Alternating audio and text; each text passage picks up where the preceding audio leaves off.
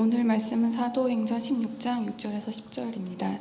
성령이 아시아에서 말씀을 전하지 못하게 하시거늘 그들이 부르기아와 갈라디아 땅으로 다녀가 무시아 앞에 이르러 비두니아로 가고자 했을 때 예수의 영이 허락하지 아니하시는지라. 무시아를 지나 드로아로 내려갔는데 밤에 환상이 바울에게 보이니 마게도니아 사람 하나가 서서 그에게 청하여 이르되 마게도니아로 건너와서 우리를 도우라 하거늘 바울이 그 환상을 보았을 때 우리가 곧 마게도니아로 떠나기를 힘쓰니 이는 하나님이 저 사람들에게 복음을 전하라고 우리를 부르신 줄로 인정함이러라. 아멘. 이런 말이 있어요. 잘 물든 단풍은 봄꽃보다 예쁘다. 젊은 분들은 상관이 없겠지만 제 나이쯤만 되어도 이렇게 잘 늙어가고 싶다, 품위 있게 늙어가고 싶다, 이런 생각을 자주 하게 됩니다. 저 사람 참 멋지게 늙었다, 이런 사람을 만나보기가 참 어려운 것 같아요. 조지 밸런트라고 하는 사람이 쓴 행복의 조건이라고 하는 책이 있는데, 이 책은 하버드 대학을 졸업한 268명의 70년간의 인생을 추적하면서 사람들이 어떤 공통점과 어떤 차이점을 가지고 어떻게 살아갔다라고 하는 것을 실험적으로 쓴 인생 성장 보고서, 이렇게 얘기할 수 있는 책입니다. 이 책의 맨 마지막에 아주 이렇게 들어볼 만하고 좀 귀 기울여 볼 만한 내용이 하나 나오는데, 그게 뭐냐, 품위 있게 나이 드는 법, 그걸 7가지로 정리를 해놨어요. 첫째가 뭐냐, 다른 사람을 소중하게 대하고 새로운 사고와 습관에 열려 있어라. 나이 들을수록 닫혀 있기가 쉽거든요. 자기 안에 갇혀 있기가 쉽거든요. 열려 있어라. 두 번째, 초라함을 기쁘게 감내할 줄 알고 다른 사람의 도움이 필요하다는 사실을 인정하고 받아들여라. 노년이 들수록 외롭지 않으려면 다른 사람에 대해서 인정하고 긍정해주고 자기 자신을 감내할 줄 알아야 된다는 거예요. 세 번째, 언제나 희망을 잃지 않고 스스로 할 수 있는 일에 대해서 도전해보라. 얼마 전인가요? 몇 년 전인가 이 미국의 대통령을 지냈던 부시 할아버지가 94세인데도 스카이다이빙에 도전했다라고 하는 걸 보고 참 대단하다, 그런 생각을 해봤습니다. 네 번째, 유머 감각을 지니고 놀이를 통해 삶을 즐겨라. 이게 어쨌든 나이가 드셔서 이것도 괜찮아요. 이것도 괜찮아요. 놀이 하셔도 괜찮아요. 놀이를 즐겨라. 다섯 번째, 과로, 과식, 과욕하지 말고 겉으로 드러나는 행복을 포기하라. 정말 내면의 행복을 추구하지 겉으로 드러나는 것에 너무 집착하지 마라. 여섯 번째, 과거에 집착하지 말고 과거만 말하지 말고 끊임없이 배우려고 노력하라. 일곱 번째, 말을 줄이고 노여워하지 말고 오래된 친구들과 계속 아주 좋은 사이를 유지하라. 이런 내용으로 정리를 했어요. 이렇게 하면 품위 있게 늙어갈 수 있다. 일리 있는 말 같습니다. 제가 존경하는 신학교에 스승 한 분이 계십니다. 이분은 실력이 출중하시고 학생들에게 믿음과 인격의 존경을 받았음에도 불구하고 조기 은퇴하셨어요. 자신의 한계를 너무 빨리 봤다, 그래서 조기 은퇴하시고 시골에 내려가서 목회를 하고 계시는데 그 영향력이라고 하는 게 상상을 초월합니다. 그분이 좀 본받고 싶을 정도로 아름답게 늙어가시는데 그분이 했던 말이 제가 기억이 꼭 나요. 이분이 뭐라고 얘기하냐면, 신학교에서 여러분들이 목회를 하다 보면 기도해야 될 일이 많이 생길 것입니다. 그때마다 이렇게 기도하십시오. 하나님, 내가 원하는 것이 이 상황에서 이것입니다. 이렇게 기도하지 마시고 이 일, 이 사건, 이 상황을 통해 하나님께서 원하시는 것이 무엇인지를 알게 해 주옵소서. 그렇게 기도하라고 얘기를 하셨어요. 그러면 좋은 기도가 나온다. 저나 여러분이나 정말 중요하게 인생을 살아가는데 한 지침으로 삼아야 할 것, 그것을 누군가 본받고 싶게끔 만들어야 할 내용들이 오늘 본문에 나오는데요, 그것은 바로 내 뜻보다 주의 뜻대로 인도함 받는 것이 얼마나 품위 있고 존귀한 것인가를 알려주고 있어요. 제가 오늘 본문을 통해 그런 내 인생이 내 마음대로 되지 않을지라도 내 인생을 통해 역사하시는 주님의 뜻대로 되는 것이 얼마나 복됨인가라고 하는 것을 본문을 통해 여러분과 두 가지로 나누려고 합니다. 첫째, 오늘 본문을 통해 깨달아야 할 것은 하나님 안에는 거절보다 더 큰 은혜가 준비되어 있는 것을 믿으라. 6절과 7절 한번 같이 봅시다. 성령이 아시아에서 말씀을 전하지 못하게 하시거늘 그들이 부르기아와 갈라디아 땅으로 다녀가 무시아 앞으로 이르러 비두기아로 가고자 애쓰되 예수의 영이 허락하지 아니하시는지라 그랬어요. 자, 지금 말씀을 전하게 하지 못하게 했다라고 하는 말과 가고자 애썼는데 예수의 영이 허락치 않으셨다라고 하는 말을 염두에 두고 말씀을 들으세요. 제가 한 가지 질문을 할게요. 지구상에서 제일 죄인이 많이 사는 곳이 어디예요? 감옥입니다. 감옥보다 더 큰 죄인들이 사는 곳이 어디예요? 교회입니다. 동의하지 않으세요? 죄인들은 감옥만 가는 것이 아니에요. 하나님 보시기에 더 큰 죄인들이 하나님의 집에 얼마나 많이 모여 있는지 몰라요. 그런데 이 두 곳에 차이점이 있고 공통점이 있어요. 차이점은 뭐냐? 감옥은 창살 안에 갇혀 있고 교회는 예수 안에 갇혀 있는 곳이에요. 공통점은 뭐냐? 감옥이든 교회든 내 인생 내 맘대로 할 수 없다라고. 우리가 죄인임에도 불구하고 교회에 나와 있는 것은 내 인생 내 맘대로 할 수 없고 내 인생 주의 뜻대로 하겠다라고 하는 결단을 갖고 나온 거예요. 그래서 감옥은 억울한 죄인이 많고 교회는 억울한 의인이 많은 것이. 오늘 본문의 배경은 사도 바울과 그 일행이 2차 전도 여행을 시작할 즈음에 일어난 일입니다.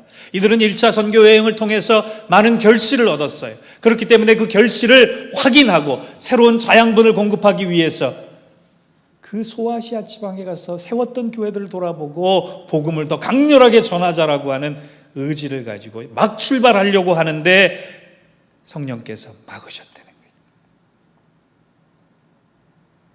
그래서 데베와 루스드라를 막았기 때문에 이번에는 다른 길로 한번 돌아가자. 그래서 보르기아와 갈라디아 땅으로 가려고 하는데 예수의 영이 사도 바울과 그 일행을 막았다라고. 여러분, 주의 일 하는데 다른 일 하려고 하는 게 아니라 복음을 전하려고 하는 일인데 성령께서 막으시고 그것도 모자라 예수의 영이 막았다라고 했을 때 사도 바울이 얼마나 속상하고 안타까웠겠어요. 어떻게 막았는지에 대해서는 성경이 기록하지 있지는 않지만 많은 신학자들이 어떻게 해석을 하느냐, 사도 바울의 최대 약점인 건강을 상하게 해서 막으셨을 것이다, 이렇게 해석을 합니다. 사도 바울은 안질이 있다고 그래요.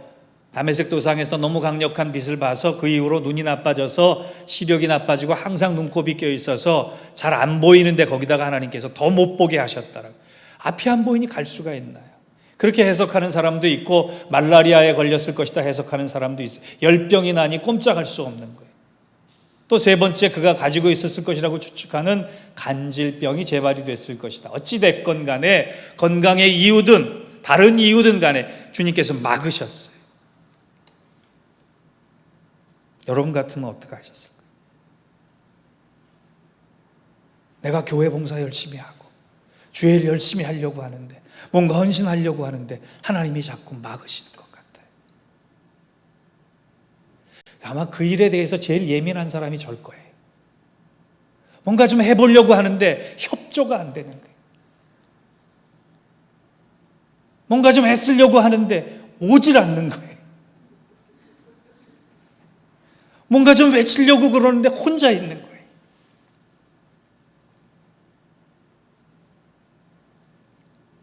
여러분도 그렇지요. 주님, 이 일을 통해 영광 드리기를 원합니다. 이 일에 기름 부어주시고 내 계획한 대로 해 주옵소서. 그런데 아무것도 잘 안 돼요. 형통함은 저 멀리 가 있는 것 같아요. 그때 우리가 어떻게 해요? 넘어지기 쉬워. 하나님께서 소아시아 쪽에 문을 닫아버렸다고 사도 바울이 생각했으면 선교 여행은 1차로 끝났어요. 그런데 사도 바울 안에는 믿음이 있었습니다. 성령께서 막으시고 예수의 영이 막았다면 필경 다른 뜻이 있을 텐데 그것이 무엇일까? 그가 믿음으로 바라봤던 것은, 인정했던 것은, 긍정했던 것은, 수긍할 수 있었던 것은 하나님께서 소아시아를 막았다면 다른 것을 열었을 것이다. 분명히 믿었을 것이라고 확신합니다. 이것을 뭐라 그래요? 거절보다 큰 은혜라고 그래요. 성경은 어디에도 우리가 계획을 세우고 의지를 가진 다음에 하나님 내가 생각한 대로 좀 해주십시오라고 하면 무조건 된다고 말씀하신 적이 없어요. 성경은 오히려 우리가 무슨 일을 시작하든지 명확하게 주의 음성을 듣고 주의 인도를 따라라라고 말씀하고 있어요. 우리가 믿음의 길을 걸어갈 때 내 뜻대로 되지 않고 내 방법대로 되지 않을 때 가장 먼저 생각할 것은 하나님의 거절이 아니라 이 일을 통해서 하나님의 더 큰 거절보다 큰 은혜가 예비되어 있을 것이다 믿는 것이에요. 여러분, 사도 바울 같은 위대한 신앙인도 주의 일을 하려고 할 때 응답받지 못했어요. 그런데 그가 받은 것은 응답이 아니라 하나님의 말씀이에요. 하나님은 응답보다 말씀을 주실 때가 있어요. 내가 원하는 것보다 은혜를 주실 때가 있어요. 왠지 아세요? 그것이 내게도 필요하기 때문이에요. 제가 목회하면서 제일 안타까운 거는요, 어떤 간절한 기도의 제목을 가지고 기도했던 분이 그 기도가 응답되면 기도의 자리에서 떠나는 거예요. 하나님 보시기에 어떻겠어요? 응답만 주시겠어요? 기도할 때 나와서 간구하는 것만 허락해 주겠어요? 아니에요. 그보다 더 중요한 거예요. 삶의 원리예요. 삶의 기준이에요. 삶의 내용이에요. 삶의 중심이에요. 그것이 더 필요하면 하나님의 응답 대신 먼저 말씀을 주시는 거예요. 그런데 우리는 그걸 거절이라고 얘기하는 겁니다. 하나님의 마음보다 응답에만 더 매달리기 때문에 자꾸 넘어지는 거예요. 보사이드가 이런 말을 했습니다. 고통이 없도록 기도하기보다 고통의 의미를 발견하도록 기도하는 것이 더욱더 중요한 일이다. 사도 바울 서신서를 보면은요, 첫머리와 끝자락에 그가 늘 강조하고 있는 단어가 있습니다. 선포가 있습니다. 그게 뭐냐? 하나님 우리 아버지와 주 예수 그리스도로부터 은혜와 평강이 너희들에게 있기를 원하노라. 응답이 더 중요하면 사도 바울은 분명히 그를 통해 예수를 믿었던 자들에게 이렇게 얘기할 거예요. 하나님 우리 아버지와 주 예수 그리스도로부터 응답과 평강이 너희에게 있기를 원하노라. 그러나 그렇게 얘기하지 않았습니다. 그렇게 선포하지 않았습니다. 응답보다 더 중요한 은혜를 선포했습니다. 여러분, 응답도 중요하지만 응답보다 더 큰 은혜를 사모할 수 있는 여러분 되시기 바랍니다. 그래야지 거절을 넘어설 수 있어요. 그래야지만 거절보다 더 큰 하나님의 계획을 바라볼 수 있어요. 내 뜻대로 되지 않는다고 눈물을 흘리는 것이 아니라 내 뜻을 통해 내 뜻을 넘어선 하나님의 뜻이 지금 이 일을 통해 이루어지고 있다는 보신다면 여러분은 더 큰 용기를 얻을 수 있을 것입니다. 이전의 삶도 은혜로 살았지만 이후의 삶도 은혜로 살 것이다.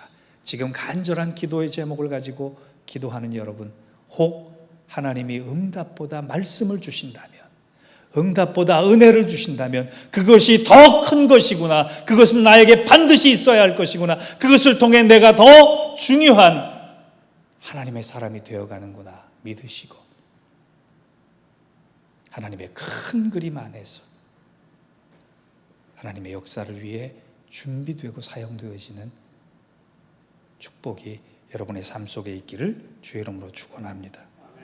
두 번째, 오늘 본문을 통해 교훈받을 것은 인생의 길이 막히거든 성령의 지시를 듣기 위해 기도해야 한다는 것이에요. 9절을 한번 보겠습니다. 같이 읽어볼까요? 시작. 밤에 환상이 바울에게 보이니 마게도냐 사람 하나가 서서 그에게 이르되 청하여 이르되 마게도냐로 건너가서 우리를 도우라 하거늘 밤의 환상이 바울에게 보이니 사도 바울이 드로아에서 밤에 뭘 봤다? 환상을 봤다라고요. 제가 여지껏 목회하면서 신앙생활하면서요 교회에서 만난 제일 무서운 분이 있어요. 그 사람의 이름이 뭔지 아세요? 유환상 집사님이에요.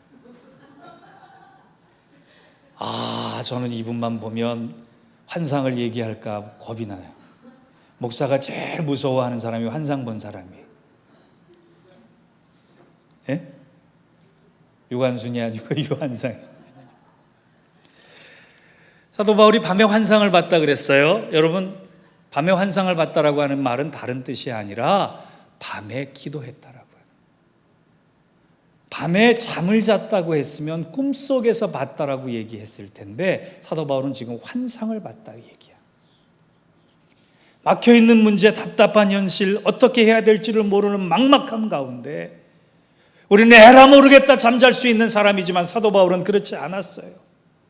하나님 이 뜻이 무엇입니까? 이 상황을 어떻게 해석해야 합니까? 이 상황을 어떻게 넘어가야 합니까? 그는 기도했다라고 하는 거예요. 억지로 잠을 청하지 않았고 잠이 오지 않는 밤에는 기도했다라고 하는 거예요. 그 기도를 통해 성령의 지시를 받기를 원했습니다. 하나님, 드로아까지 왔는데 하나님의 계획은 무엇입니까? 성령을 통해 지시해 주옵소서. 분명히 기도하는 중에 환상을 봤다는 거예요. 사도행전 16장의 핵심적인 키워드는 기도입니다. 환상이 아니에요. 환상을 보기까지 그가 먼저 한 것은 기도입니다. 그런데 그 기도를 통해 하나님의 뜻을 선명하게 본 거예요. 여러분, 기도는 다른 것이 아닙니다. 하나님의 계획, 하나님의 섭리, 하나님의 방법을 내가 선명하게 바라볼 수 있는 길이 열린다는 거예요.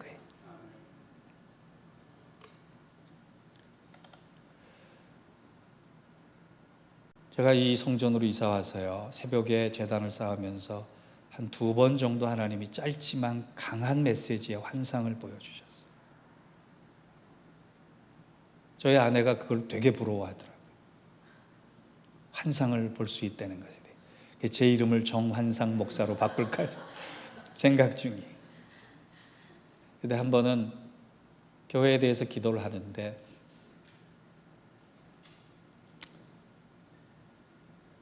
우리 어렸을 때 식목일에 어린 묘목 하나 심잖아요.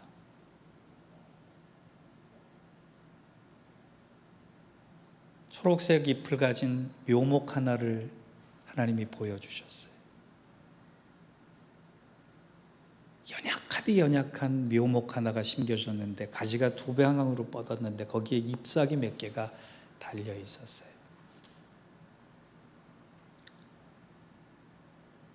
그날 참 많이 울었어요.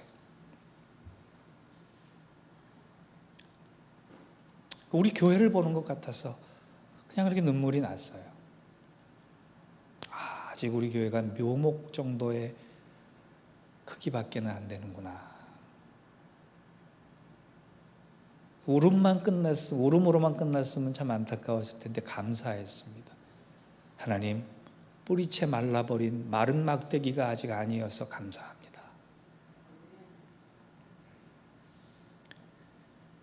우리가 자주 실수하는 게 있어요. 주님의 뜻을 분별하지 못할 때 자꾸 조급해지는 거예요.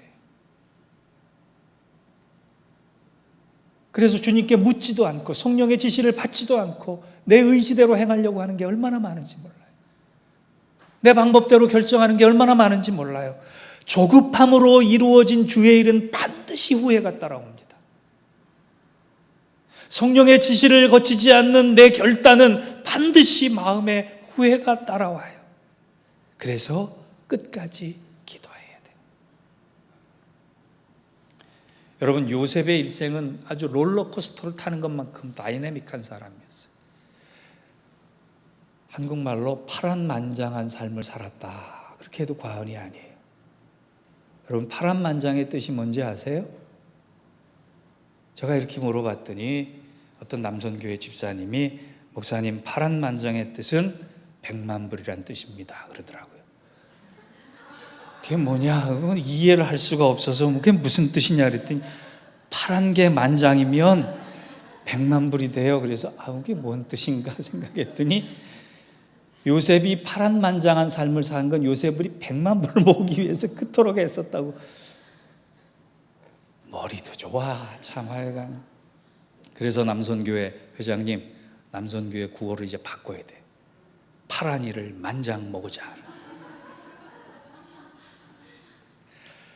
파란 이를 만장 먹을 만큼 노력하는 그 힘으로 그만큼 우리 기도해야 돼요. 새벽에 하나님 이제 하반기 설교를 어떻게 운영해야 됩니까? 그렇게 기도하는데 하나님이 제게 주신 인사이트가 있었어요. 상반기에 우리 믿음 행전 히브리서 11장을 중심으로 16명의 인원을 이름을 가지고 나눴는데 가만히 보니까 그분들의 공통점이 있어요. 고난을 이겨낸 것뿐만이 아니라 그분들은 기도했던 분들이. 그래서 하반기에는 믿음 행전 다음에 기도 행전 쓰기를 설교해야겠구나. 하나님 그런 인사이트를 주셨어요. 여러분 기도하시기 바랍니다. 기도를 놓치지 마시기 바랍니다. 그러면 기도에 하면서 할 일이 하나 있어요. 10절을 보겠습니다. 같이 읽어보겠습니다. 시작. 바울이 그 환상을 보았을 때 우리가 곧 마게도냐로 떠나기를 힘쓰니 이는 하나님이 저 사람들에게 복음을 전하라고 우리를 부르신지를 인정함이러라. 사도 바울이 잘한 게 있어요. 그가 고난에 있든 감옥에 있든 어떤 처지에 있든 매를 맞든 돌을 맞든 그가 기도 중에 있든 성령의 인도하심을 받든 그가 했던 일 중에 가장 잘한 일이 뭐냐? 하나님을 인정했다라고 하는 거예요. 하나님의 인도를 인정했다라고 하는 거예요. 하나님의 사랑을 인정했다라고 하는 거예요. 하나님은 언제나 옳습니다 인정했다는 거예요. 그가 하나님을 인정할 때 하나님이 가만 계셨겠어요? 11절 이하로 보면 어떤 일이 생기느냐? 드로아에서 네아폴리 방향을 거꾸로 갔는데 이틀 만에 갔습니다. 이틀 만에. 원래 그 길은 5일 걸리는 길이에요.